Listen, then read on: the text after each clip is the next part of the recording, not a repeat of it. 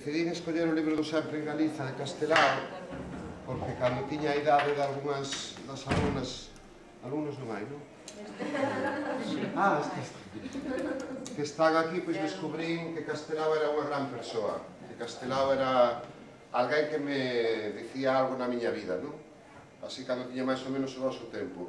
Daquela había un libro que se chamaba Sempre en Galiza, que como non vivíamos nun país como o que temos agora, estaba así medio prohibido, e que lle chamaban a Biblia do galeguismo, e que nas librerías pois nunca estaba a vista nos escaparates, senón que tiña que estar guardado no interior.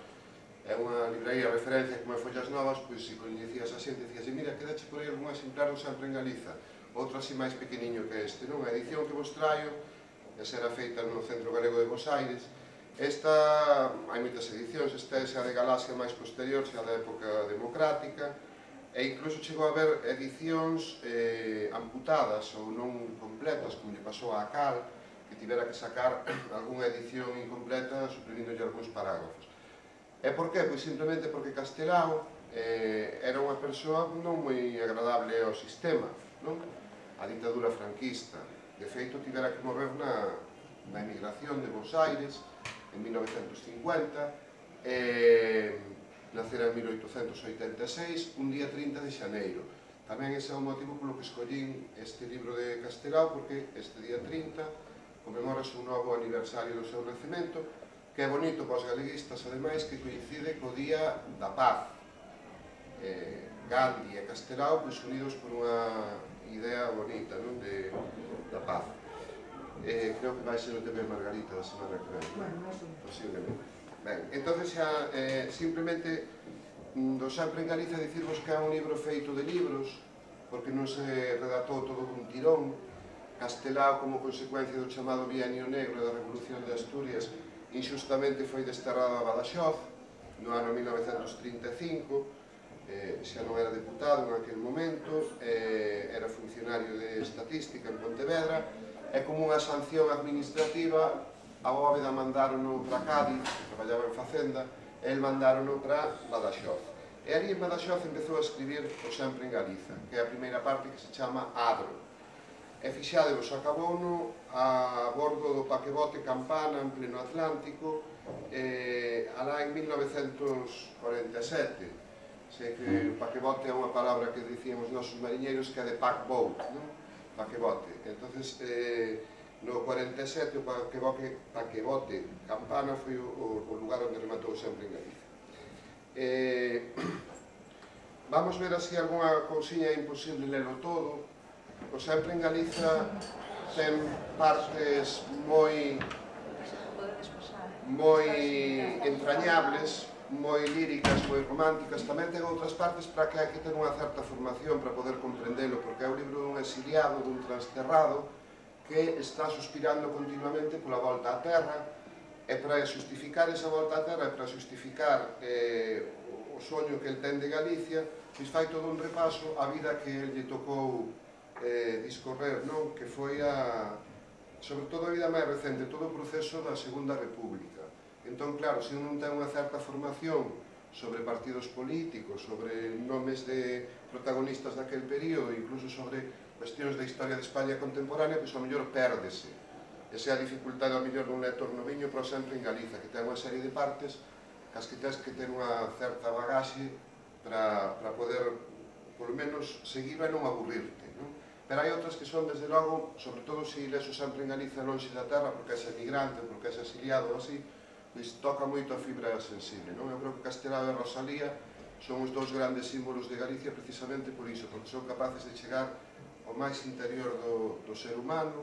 Era no século XIX, era no século XX, pero desde logo dous guieiros da cultura galega.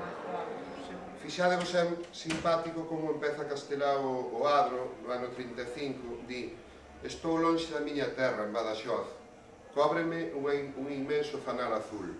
Atópome na torre de Espantaperros e vexo dende aquí as dúas ensarilladas da cidade. Unha cigoña lanzal vixía no borde do seu niño e as pombas bravas chían no ar. Na lonxanía percibo a Elvas, a praza portuguesa inimiga temporal de Badaxoz. Acompáñame un can vagabundo, poñía el, que me sigue a todas partes, un can morriñoso e vedreiro que me fita con ollos de enamorar, un can agradecido até o servilismo, que por unha pedra de azucre agarda por min na porta do café para facerme compaña no paseo de todas as tardes. Este cativo animal dame noxo e compaixón, e vendo tan famento, tan luxado e tan manso, pareceme un símbolo. Aquí se muere de asco hasta el obispo. Que era unha frase que había en Badaxoz, non? Ben, entón está triste ali en Badaxoz, fixenvos traer este primeiro texto que non está feito na ditadura, está feito na época moura ou negra ou máis autoritaria da República, do bienio Ceda-Lerroux, non? Este primeiro libro ponlle cabo a el dicindo: a realidade actual dá noxo, pero non podemos fuxir dela por escrupos inúteis, pois para modelar un pobo de barro é forzoso luxar as mans. De tal xeito se impón unha política de realidades que os mesmos defectos deben ser cultivados para que se troquen en virtudes. Fundirse co pobo, sentir as angullas da súa resignación, infundirlle conciencia da súa personalidade e capacidade, darlle vida e arelas para prosperar. Primeiro, ser, e subliño de ser, e despois triunfar. Porque aquel que non teña fe absoluta nas virtudes en potencia do noso povo non ten dereito a galvanizalo con promesas electoreiras e transitorias. Nós temos fe no noso povo e moi logo o noso povo terá fe en nós. É unha destas frases lapidarias de Castelao, non?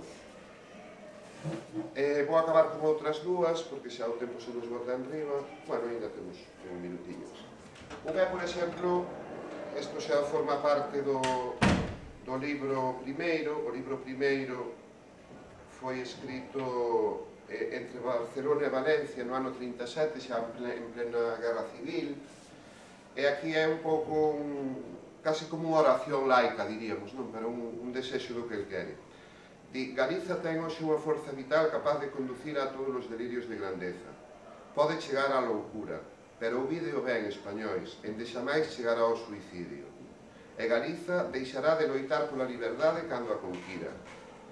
Pedimos que a nosa terra sexa nosa, porque somos fillos dela, porque ninguén máis pode gobernala, porque ninguén máis pode cumprir a súa misión histórica, porque levamos o seu nome polo mundo adiante, porque queremos cumprir a postrimeira manda dos nosos irmáns, os que deron a vida pola liberdade. Estáse referindo a Bóveda e aos outros que se mataran nos primeiros meses do 36. A nosa terra é nosa, xa se ten dito moitas veces, mas agora dicímolo nós, os desterrados que vivimos en liberdade. Dicímolo en nome de moitos miles de galegos que andan polo mundo. Dicímolo tamén en nome de moitos miles de desterrados na propia terra, dos que agardan por nós, dos que viven como fillos da morte, contando o tempo por noites. A nosa terra é nosa, nada máis que nosa, porque somos os únicos capaces de darlle luz á súa noite, pan ás súas demandas, dignidades á súa vida, porque somos os únicos capaces de enxugar as súas vaguas de dor. A nosa terra é nosa, de quen máis podería ser? Dos que a aldraxan, dos que lle negan a fala e o pensamento, dos que a encadean, dos que a rouban, dos que asesinan aos seus fillos máis queridos, dos que a ensumiron na ignorancia, dos que a queren vender como escrava, dos que lle negan o dereito a ser libre. E quen somos nós para falarmos deste xeito? Somos os galeguistas de todos os partidos democráticos, somos os galegos antifeixistas. El decía feixistas e máis en vez de fascista, non? Poderíamos ler un texto, pero está aí unha profe de galego. Este é un texto xa moi coñecido de si ten Galicia un idioma propio. Entón, en aras a brevidade, ese texto aconsello vos que o leades en algún momento na clase, non? Eso de estamos cheios de saber que temos unha fala que é filla do latín, pai do portugués, irmán do castelán e do francés. En fin, é un texto moi bonito, pero quizáis un pouco longo para lervolo agora. A min gustaríame, xa que estamos no medio rural, acabar con esta cousiña bonita, que é que Castelao define dunha forma moi literaria tres cousas: unha árbore, un peixe e unha vaca.